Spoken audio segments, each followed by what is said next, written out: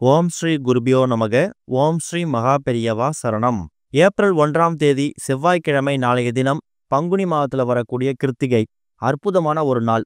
6 வெற்றிலை துவரம்பருப்பு இருந்தா போதும். உங்களோட பண தேவைகளை நீங்களே பூர்த்தி பண்ணிக்க முடியும். அது என்ன வழிபாட்டு முறைன்னு பார்க்கறதுக்கு முன்னாடி நம்மளோட வீடியோஸை இப்போதான் நீங்கள் ஃபர்ஸ்ட் டைம் பார்க்குறீங்கன்னா மறக்காமல் சப்ஸ்கிரைப் பண்ணிக்கோங்க. தொடர்ந்து இது மாதிரி அப்டேட் தெரிஞ்சுக்கிறதுக்கு பக்கத்தில் இருக்கிற நோட்டிஃபிகேஷன் பெல்லை கிளிக் பண்ணி ஆல் அப்படிங்கிற செலக்ட் பண்ணிக்கோங்க. இப்போ 6 வெற்றிலை துவரம்பருப்பு வைத்து என்ன பரிகாரம் செய்ய போகிறோம் அப்படிங்கிற பற்றி தெளிவாக தெரிஞ்சுக்கலாம். பங்குனி மாதம் அப்படிங்கிறதே பொதுவாக முருகப்பெருமானுக்கு வழிபாடு செய்யறதுக்கான அற்புதமான ஒரு மாதம். தமிழ் மாதங்களில் கடைசி மாதமாக வந்தாலும் இந்த பங்குனி மாதத்தை மங்கள மாதம் அப்படின்னு அழைப்பாங்க. இந்த பங்குனி மாதத்துல எக்கச்சக்கமான விசேஷ தினங்களும் விரத தினங்களும் வரும். பங்குனி உத்திரம், ஸ்ரீராம நவமி இது எல்லாமே இந்த பங்குனி மாசத்துல தான் வரும். பங்குனி மாசம் முருகப்பெருமானுக்கு வழிபாடு செய்யறதுக்கு உகந்த மாதமா இருந்தாலும் அந்த பங்குனி உத்திரம் தவிர மற்ற நாட்களும் முருகனுக்கு விசேஷம்தான். உதாரணத்துக்கு பங்குனி மாதத்துல வரக்கூடிய ஒரு செவ்வாய்க்கிழமையும் அதுலயும் இந்த செவ்வாய்க்கிழமை கிருத்திகையோடு சேர்ந்து வந்திருக்குது. ஒரு மாதத்தோட முதல் நாள் ரொம்பவே முக்கியமானது. அதுலேயும் இப்போ ஏப்ரல் மாதத்தோட முதல் நாளை அடியெடுத்து வைக்க போறீங்க. அதுவும் கிருத்திகை நட்சத்திரத்தோடு சேர்ந்து அடியெடுத்து வைக்கும்போது சகல விதமான செல்வங்களை நீங்கள் பெற முடியும். முதல்ல ஏப்ரல் 1ஆம் தேதி கிருத்திகை நட்சத்திரம் எத்தனை மணிக்கு ஆரம்பிக்குது, எப்போ முடியுது அப்படின்னு தெரிஞ்சுக்கணும். ஏப்ரல் 1ஆம் தேதி மாலை 3:22 தான் கிருத்திகை நட்சத்திரம் பிறக்குது. அது ஏப்ரல் 2ஆம் தேதி புதன்கிழமை மதியம் 1:51 வரைக்கும் இருக்கு. அதனால நாளைய தினம் ஏப்ரல் 1ஆம் தேதி கிருத்திகைக்கான வழிபாடு செய்யறதா இருந்தா அது எல்லாத்தையும் மாலை ஒரு 3:30 மணிக்கு மேல செய்யறது தான் விசேஷம். செவ்வாய்க்கிழமை 3:04 ராகு காலம். 4:30 மணிக்கு மேல தாராளமா எப்ப வேணாலும் உங்க வழிபாட்டை நீங்க செய்யலாம். கடவுள்கள்லயே ரொம்ப எளிமையான கடவுள் யாருன்னு கேட்டீங்கன்னா முருகப்பெருமான் தான். முருகப்பெருமானுக்கு பெருசா நைவேத்தியம் செஞ்சு வச்சு படைக்கிற கட்டாயம் கிடையாது. உங்களுக்கு ஆபத்து வரும்போது நின்ன இடத்துலயே உங்க மனசுல கையை வச்சுட்டு முருகா போட்டின்னு வாய் விட்டு சொல்லுங்களேன். உங்களுக்கு என்ன வரன் வேண்டுமோ அதை முருகப்பெருமான் வாரி வழங்கிடுவாரு. இன்னொரு விஷயம், நம்மளோட முருகன் சம்பந்தப்பட்ட எல்லா பதிவுகளையும் சொல்லக்கூடிய ஒரு வார்த்தை தான், நம்மளோட தனித்தனி கஷ்டங்கள் தீர்வதற்காக தனித்தனி தெய்வங்களை வணங்குறதுக்கு பதிலாக ஒட்டுமொத்த கஷ்டங்களும் ஒரே நேரத்தில் சரியாகிறதுக்காக நம்ம முருகப்பெருமானை வணங்கலாம். முருகப்பெருமானை வணங்குறதுக்கு பல நாட்கள், பல விசேஷங்கள், பல விரத தினங்கள் வந்திருந்தாலும் இந்த பங்குனி மாதம் அப்படிங்கிறது நமக்கு பொற்காலம் மாதிரி. பங்குனி மாதத்துல நீங்க முருகப்பெருமான மனமுருகி பிரார்த்தனை பண்ணீங்கன்னா பங்குனி முடிஞ்சு அடுத்த சித்திரை புது வருடம் பிறக்குதுல, அந்த பிறக்கக்கூடிய புது வருடம் உங்க வாழ்க்கையவே புரட்டி போடும். பொதுவா செவ்வாய் பகவானுக்கும் முருகப்பெருமானுக்கும் ஒரு தொடர்பு இருக்குது. செவ்வாய் பகவானுக்கு உகந்த செவ்வாய்க்கிழமைகள்ல முருகனுக்குரிய எந்த விசேஷ தினங்கள் விரத தினங்கள் வந்திருந்தாலும் அது இரட்டிப்பு பலன் தரக்கூடியது.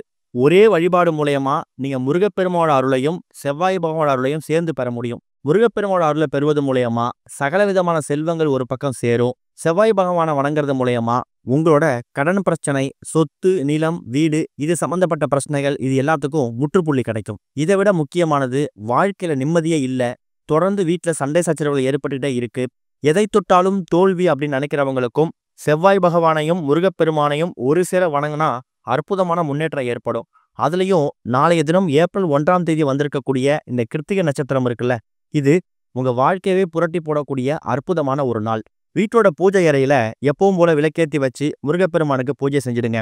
இது போக இப்ப நாம சொல்லக்கூடிய இந்த ஒரு பொருள், அதாவது 6 எண்ணிக்கையில வெற்றிலை, அது கூட துவரம்பருப்பு. துவரம்பருப்பு எதுக்காக பயன்படுத்துறோம் அப்படிங்கிறது நம்மளோட பதிவுகளை தொடர்ச்சியா பார்க்குறவங்களுக்கு தெரியும். செவ்வாய் பகவானோட அதிபதி யாரு? முருகப்பெருமான். செவ்வாய் பகவானுக்கு உகந்த தானியம் துவரை. ஒரு வாரமும் செவ்வாய் பகவானுக்காக நீங்க துவரம்பருப்பை வச்சு படைக்கும் போது உங்க கடன் சுமை படிப்படியா குறையும். அதுக்காக கடன் பிரச்சனைக்காக ஒரு கைப்பிடி அளவு துவரம்பருப்பு எடுத்துக்கிறீங்க. அடுத்ததா வெற்றிலை. வெற்றியை தரக்கூடிய இலை. தன ஆக்ரோஷ்ண மூலிகைன்னு போற்றப்படக்கூடிய பல பொருட்கள்ல இந்த வெற்றிலையும் ஒன்று. ஸ்ரீராமரும் மகாலட்சுமி தாயாரும் வாசம் செய்யக்கூடிய பொருட்கள்ல இந்த வெற்றிலையும் ஒன்று. இது போக முருகனுக்கு, ஆஞ்சநேயருக்கு, விநாயகருக்குன்னு சொல்லி இப்படி எல்லா கடவுள்களுக்கும் இந்த வெற்றிலை மாலையை நீங்க சாத்துறது மூலயமா பலவிதமான வெற்றிகளை நீங்க பெற முடியும். இந்த இடத்துல நாம ஏன் 6 வெற்றிலை எடுத்துக்கிறோம் அப்படிங்கிற கேள்வி நிறைய பேருக்கு வரும். 6 அப்படிங்கிறது முருகப்பெருமானுக்கு உரிய எண். சரவண பவ அப்படின்னு சொல்லக்கூடிய முருகனுக்கான எழுத்து, அந்த 6 எழுத்து மந்திரங்கள் 6. அறுபடை வீடு 6. முருகப்பெருமானை வளர்த்த கார்த்திகை பெண்கள் 6. இப்படி 6ன்னு சொல்லக்கூடிய எண்ணுக்கும் முருகப்பெருமானுக்கும் அப்படிப்பட்ட ஒரு தொடர்பு இருக்குது. அந்த ஒரு காரணத்தால 6 வெற்றிலைய இப்ப நீங்க வீடியோல பாக்குற மாதிரி ஒரு தட்டுலையோ இல்ல சின்னதா ஒரு மணப்பலகை மேலேயோ நீங்க அடுக்கி வச்சுக்கோங்க. அது மேல ஒரு வெற்றிலை மேலையும் ஒரு ஸ்பூன் துவரம்பருப்பை நீங்க வைக்கணும். துவரம்பருப்பை பரப்பி வச்சுட்டு அதுக்கு நடுவுல சில்லறை நாணயம். இவ்வளவுதான் அவ்வளவுதான் கணக்கு கிடையாது. உங்ககிட்ட 6 எண்ணிக்கையில என்ன சில்லறை நாணயம் இருக்குதோ அது எல்லாத்தையுமே அந்த துவரம்பருப்பு, அதாவது வெற்றிலை மேல வைத்திருக்கக்கூடிய அந்த துவரம்பருப்பு மேல அடுக்கி வச்சுக்கோங்க. இந்த ஒரு அமைப்ப உங்க வீட்டோட பூஜை அறையில சரியா மாலை ஒரு 6, 7 மணிக்கு மேல செய்யறது சிறப்பு. எப்படி இருந்தாலும் கிருத்திகை நட்சத்திரம் மாலை 3 மணி 22 நிமிஷத்துக்கு தான் ஆரம்பிக்குது. 3 4 ராகு காலம்லாம் முடிஞ்சு மாலை ஒரு 6, 7 மணிக்கு மேல தினமும் வீட்ல பூஜை அறையில எப்படி விளக்கேத்தி பூஜை செய்வீங்களோ அந்த நேரத்துல கூட நீங்க தாராளமா இந்த வழிபாட்டை செய்யலாம். வெற்றிலைய பரப்பி வச்சுட்டீங்க. அது மேல துவரம்பருப்பை வைத்து அது மேல ஒரு சில்லறை நாணயத்தையும் வச்சுட்டீங்க. இதுக்கப்புறம் என்ன செய்யணும் அப்படின்னா, முருகப்பெருமானுக்குரிய இந்த சரவண பவ அப்படின்னு சொல்லக்கூடிய இந்த 6 எழுத்து மந்திரங்கள் இருக்குல்ல, அந்த ஒரு மந்திரத்தையும் இப்ப சரவண பவ அப்படின்னு சொல்றீங்கன்னா, சரவண பவ இப்படி 6 முறை சொல்லும்போது ஒரு வெற்றிலை மேலயும் ஒரு எழுத்துக்காக கைய வைக்கணும். உதாரணத்துக்கு முதல் வெற்றிலை மேல சான்னு சொல்லிட்டு அடுத்த வெற்றிலை மேல ரா சொல்லணும். அடுத்து வ ந ப வ இப்படி 6 எண்ணிக்கையில் இருக்கக்கூடிய 6 வெற்றிலை மேலையும் ஒரு முறை சரவண பவ அப்படின்னு சொல்லிட்டு அதுக்கப்புறமா முருகப்பெருமானையும் இன்னொரு பக்கம் செவ்வாய் பகவானையும் மனசார வேண்டிக்கோங்க. உங்க வீட்டோட பூஜை அறையில தீபம் எரியக்கூடிய அந்த நேரத்துல முருகப்பெருமானுக்குரிய பாடல்களை பாடுறதும் ஒலிக்க விட்டு கேட்கறதும் சிறப்பு. திருமுருகாற்றுப்படை, கந்தசஷ்டி கவசம், கந்தகுரு கவசம், வேல்மாறல் இது மாதிரி முருகப்பெருமானுக்கு உரிய உகந்த பாடல்களை பாடுறதும் ஒலிக்க விட்டு கேட்கறதும் கூடுதல் விசேஷம். இந்த நேரத்துல செவ்வாய் பகவானுக்கு உகந்த செவ்வாய்க்கிழமைகள்ல, முருகப்பெருமானுக்கு உகந்த பங்குனி மாதத்துல, முருகப்பெருமானுக்கு உரிய கிருத்திகை நட்சத்திரம் வந்திருக்கக்கூடிய இந்த நேரத்துல உங்க மனசுக்குள்ள என்ன குறை இருக்கோ அது எல்லாத்தையும் அந்த வெற்றிலைய பார்த்தும் துவரம்பருப்பை பார்த்தும் மனசார சொல்லுங்க.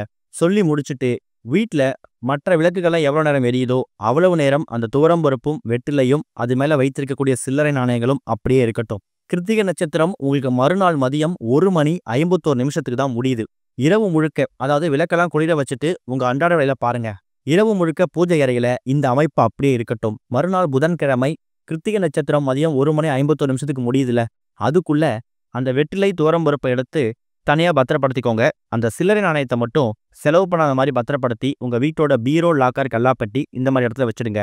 அந்த துவரம்பருப்பையும் வெற்றிலையும் நீங்க தண்ணீர்ல விட்டாலும் சரி, இல்ல வெற்றிலையை மட்டும் தண்ணீரை விட்டுட்டு அந்த துவரம்பருப்பை காக்கை குருவிகளுக்கு தானமா போட்டாலும் சரி, அது உங்க விருப்பம்தான். 2த்துல நீங்க எதை செஞ்சாலும் நீங்க வைத்திருக்கக்கூடிய அந்த துவரம்பருப்பை செவ்வாய் பகவானுக்கு சமர்ப்பிக்கிறதா தான் அர்த்தம். பங்குனி மாதத்துல வந்திருக்கக்கூடிய கிருத்திகை நட்சத்திரத்தன்னைக்கு துவரம்பருப்பையும் வெற்றிலையும் அது மேல சில்லறை நாணயத்தை வைத்து செய்யக்கூடிய இந்த பரிகாரம் உங்க வாழ்க்கையில பலவிதமான மாற்றங்களை ஏற்படுத்தும். தோல்விகளே அப்படிங்கிறது இருக்காது. எதை தொட்டாலும் வெற்றி கிடைக்கும். குடும்பத்தில் இருக்கக்கூடிய சண்டை சச்சரவுகள் நீங்கும். அதை விட முக்கியமானது, கடன் தொகை காணாமல் போகும்.